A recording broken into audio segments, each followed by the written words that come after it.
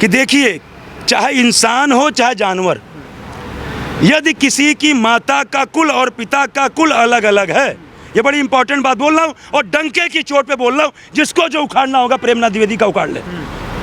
यदि किसी माँ का कुल और मतलब किसी भी बच्चे का माँ का कुल और पिता का कुल अलग अलग है, तो उसके मतलब मिलन से जो भी बच्चा पैदा होगा वो ना तो माँ की प्योर नस्ल का होगा और ना तो अपने पिता के प्योर नस्ल का होगा। उसकी जो नस्ल होगी वो दोगली नस्ल होती है। तो उदाहरण दे देता हूँ कि मैं जो है गांव से बिलोंग करता हूँ, कक्षा 3-4 से ही मैं गौ सेवा करता था। उस ज़माने में हमारे यहाँ पूरे गांव में देसी गाय हुआ करती थी। उसके बाद 90 के दशक में, चूँकि भाई साहब से श्रेष्ठ जानते होंगे, हमारे यहाँ 90 के दशक में क्या हुआ, लोग जो है देसी से जर्सी पे शिफ्ट हुए, बाद में फिर फ्रीजियन पे आए। लेकिन उस समय जर्सी गाय, प्योर जर्सी जाके खरीदना लोगों के लिए जो है अनकम्फर्टेबल था। एक तो पैसा ज़्यादा और दूसरी जो गाय रखे हैं उसको हटाना पड़ेगा।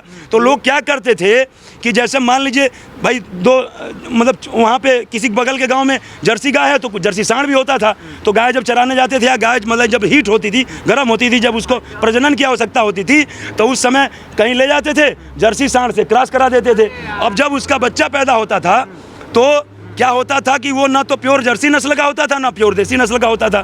तो उसको जो है लोग कहते थे ये दोगला जर्सी है। तो वही मैंने एक बार फाइनली कहा कि जिसकी माँ का कुल अलग हो और पिता का कुल अलग हो, दोनों का कुल सेम नहीं हो, तो जो भी बच्चा पैदा होगा, चाहे इंसान का चाहे जानवर का, वो दोगली नस्ल का होगा, वो दोगली नस्ल का होगा। और दोगले नस्ल के जो लोग होते हैं वो कभी भी तटस्थ नहीं होते हैं। ये भाई साहब हैं, बुजुर्ग है, फ्रीजियन जो गाय होती है ना भाई साहब, उसको दिखता ही नहीं है, उसको पता नहीं चलता कहाँ जाना क्या करना है। लेकिन अभी देसी गाय को उठा के देख लीजिए, आप भी गांव से बिलोंग करते हैं, टन टन टन टन चलती है, उसको सब कुछ दिखता है। और जिसको सब कुछ दिखता है भाई साहब, वही सत्य की राह पे चल सकता है, और जिसको सब कुछ नहीं दिख रहा है वो सत्य की राह पे नहीं चल सकता। इसे एक तो हमारा जो अपना व्यक्तिगत विचार है कि राहुल गांधी के से संबंधित मुद्दों पर अब चर्चा ही नहीं करनी चाहिए। जैसा कि अभी जो चल रहा था बालक बुद्धि, मैं उनको बालक बुद्धि नहीं, उनको बच्चा बुद्धि मानता हूँ। जो करीब साल 1.5 साल का 2 साल का जो बच्चा होता है ना, वो मतलब बिना तर्क के बात करता है और बिना किसी सोची समझी बात करता है, वो राहुल गांधी जी की बात है। आपने भी सुना होगा जो भाषण है अनुराग ठाकुर का, अनुराग ठाकुर ने सिर्फ इतना ही कहा, जिसको अपनी जाति का पता नहीं वो गणना की बात करते हैं, नाम तो नहीं लिया।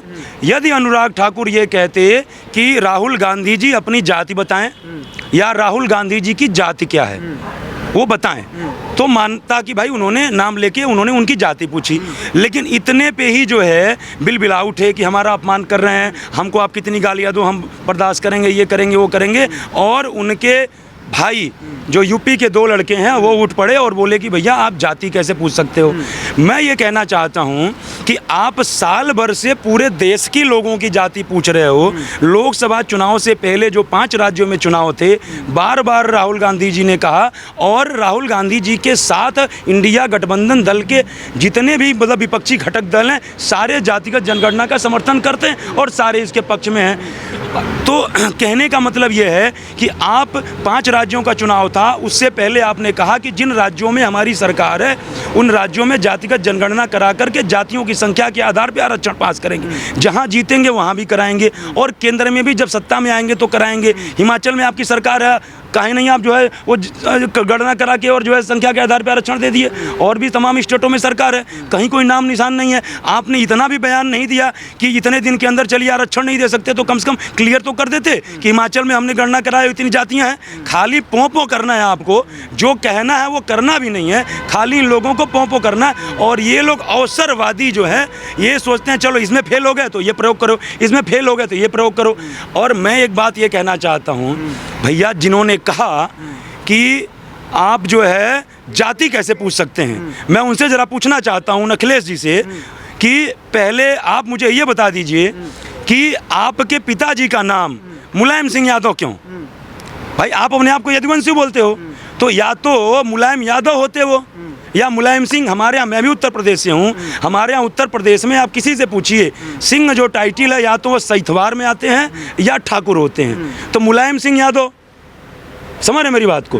तो कहने का मतलब है, मैं एक मतलब मेरा कोई ऐसा उनके ऊपर कोई अपमानजनक तरीके से मैं नहीं पूछ रहा हूँ, एक सम्मान के साथ, विनम्रता के साथ ये पूछ रहा हूँ आपके कैमरे के माध्यम से, चैनल के माध्यम से, कि एक बार जरा क्लियर करें कि उनकी टाइटल सिंह और यादव दोनों क्यों थी। दूसरी बात मैं ये कहना चाहता हूँ कि ये बताइए कि जब अनुराग ठाकुर ने कहा कि जिनको अपनी जाति का पता नहीं वो गणना की बात करते हैं, नाम नहीं लिया फिर भी ये लोग बिलबिला उठे। बिलबिला वही उठता है किसी बात पे जब उसका नाम न लो और फिर भी वो बिलबिला उठा, मतलब चोर की दाढ़ी में तिनका। जैसे आपने एक बार इंटरव्यू लिया था मेरा, मैंने सिर्फ इतना कहा कि त्रेता युग में भी मुख्य रूप से 3 थे, देवता राक्षस और मनुष्य। द्वापर में भी मुख्य रूप से 3 है, देवता राक्षस मनुष्य। और जो है क्या कहते हैं कि जो है वो इस कलयुग में भी मुख्य रूप से 3 ही है, देवता राक्षस और मनुष्य। और इस कलयुग में कुछ जैसे त्रेता और द्वापर में तमाम राक्षस चाहते थे तीनों लोग पे हमारा कब्जा हो जाए, वैसे इस कलयुग में भी कुछ राक्षस ऐसे हैं जो चाहते हैं भारतवर्ष पे सिर्फ हमारा ही कब्जा हो। तमाम मुस्लिम आए, कहे कि आप हमको राक्षस बोल रहे हो, हमने कहा नाम नहीं लिया, कह रहे आप इनडायरेक्ट में बोल रहे हो, मैंने कहा चोर की दाढ़ी में तिनका। मतलब ये एक उदाहरण के रूप में बोल रहा हूँ। तो आप किसी का नाम नहीं लोगे लेकिन उसके अंदर वो प्रवृत्ति होगी, वो बात होगी तो निकल के आ जाएगा। और एक बात मैं पूछ रहा हूँ कि इससे पहले आप जो है खुद से अपनी जाति बता रहे थे। आपने कहा कि हमारा दत्तात्रेय गोत्र है, हम कश्मीरी ब्राह्मण हैं, आप सभी लोग जानते होंगे, जग जाहिर है। तो जब आप खुद अपनी जाति बता रहे थे, अपना कुल गोत्र बता रहे थे, तब आप इसका मतलब खुद से खुद का अपमान कर रहे थे। और साल भर से आप पूरे भारत देश के लोगों की जाति पूछ रहे हो, तो आप उनका अपमान नहीं कर रहे हो। और कोई मान लीजिए अनुराग ठाकुर ने पूछा नहीं, लेकिन कोई यदि आपसे पूछ ले रहा था आपका अपमान कर रहा है, ये दोगला चरित्र कहाँ से?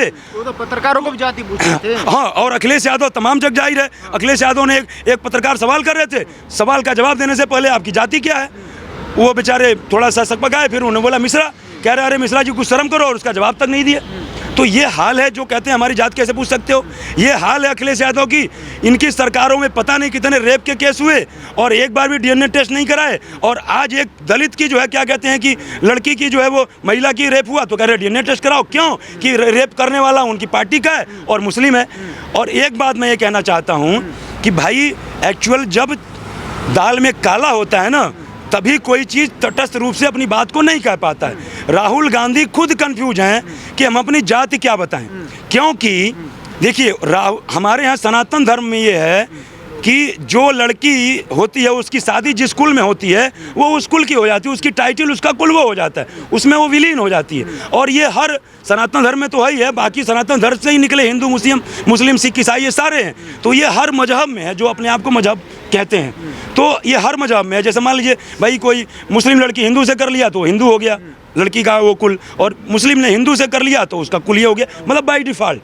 तो मेरा ये कहना है कि राहुल गांधी की दादी नेहरू की बेटी थी इंदिरा जी ने जो है वो एक पारसी जिसका नाम फिरोज था उससे शादी कर लिया। अब जब इंदिरा जी ने एक फिरोज से शादी मतलब एक पारसी से शादी कर लिया तो इंदिरा गांधी का कुल कन्वर्ट हो गया, वो पारसी हो गई। अब जब राजीव पैदा हुए, इनके पिता राहुल गांधी के पिता राजीव पैदा हुए, तो भाई बाय डिफ़ॉल्ट वो पारसी हुए, और आप उनके बेटे तो आप भी पारसी हुए। तो आप या तो अपने आप को पारसी बोलो, लेकिन एक्चुअली राजीव जी जब पैदा हुए और उसके बाद जब ये राजनीति में आए, उस समय तक देश की आज़ादी के लंबे अरसे हो चुके थे। उससे पहले तक जो कांग्रेस का शासनकाल था उसमें लोग उतना पढ़े लिखे नहीं, उतना मैच्योर नहीं थे, चूँकि देश हमारा गुलाम था। तो कांग्रेस जैसे चाहती थी वैसे लोगों को मोल्ड कर देती थी। यही इंदिरा गांधी हैं, इन्होंने एक नारा दिया था कि न जात पे न पात पे मोहर लगेगी हाथ पे। और तुम कहते हो हम इंदिरा गांधी के पोते हैं, तो या तो इंदिरा गांधी को मान लो और या तो तुम अपनी मान लो। तो राहुल गांधी खुद कंफ्यूज हैं, हम क्या बोलें। तो यही जो बात है कि, और दूसरी बात, जब आप अपने आप को कश्मीरी ब्राह्मण बोलते हो, जैकेट के ऊपर जनेऊ पहनते हो, सब आप लोगों ने देखा होगा, कह रहे हो कि इन्होंने बोला कि हमारा गोत्र जो है मैं दत्तात्रेय है, और विश्वेश्वरैया नहीं बोल पाए, विश्वेश्वर करके अटक गए। और उसके बाद ये बताइए, मैं मानता हूं कि कम से कम तुम राहुल गांधी तटस्थ तो रहो, हालांकि मैं तो गांधी उनको बोलता नहीं, लेकिन भाई संसद देश की जनता ने जनादेश दिया है, राहुल गांधी के नाम से प्रचलित है तो बोलना ही पड़ेगा, क्योंकि हर जगह उनका नाम राहुल गांधी है। मैं ये कह रहा हूँ ये दोगला चरित्र कहाँ से भाई? या तो जो आपकी दादी जी ने फिरोज जो पारसी थे उनसे शादी किया, तो या तो वो कुल आप बताओ, वो जाति बताओ, अपनी वो कुल बताओ। और मान लीजिए महात्मा गांधी ने चूँकि नेहरू जी की बेइज्जती हो रही थी और बहुत क्लोज थे गांधी जी के, तो उस चक्कर में उनकी बेइज्जती को मतलब थोड़ा सा ढकने के लिए महात्मा जी ने, मोहनदास करमचंद गांधी जी ने, जिनका नाम महात्मा गांधी पड़ा, उन्होंने अपनी टाइटल दे दी, अपना सरनेम दे दिया। अब यदि उन्होंने अपना सरनेम दे दिया तो राजीव गांधी हो गए, इंदिरा गांधी हो गई, तो आप भी मान लीजिए गांधी हो गए। तो आप उठा करके इतिहास देख लीजिए, मोहनदास करमचंद गांधी की जो जाति है वो वैश्य समाज में पैदा हुए। हमारे यहाँ वैश्य बनिया मतलब जो व्यापारी वर्ग के लोग हैं उनको बोलते हैं, वैश्य समाज में पैदा हुए।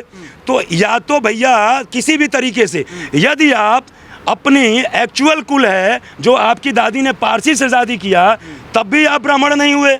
और यदि आप अपना सरनेम जो गांधी जी ने आपको दिया था, मोहनदास करमचंद गांधी जी ने दिया था, वो सरनेम आप मतलब एक्सपोज कर रहे हो कि मैं ये हूँ, गांधी हूँ, तो भी आप कैसे ब्राह्मण हो गए? चूँकि वो तो बनिया थे, वो वैसे समाज से थे।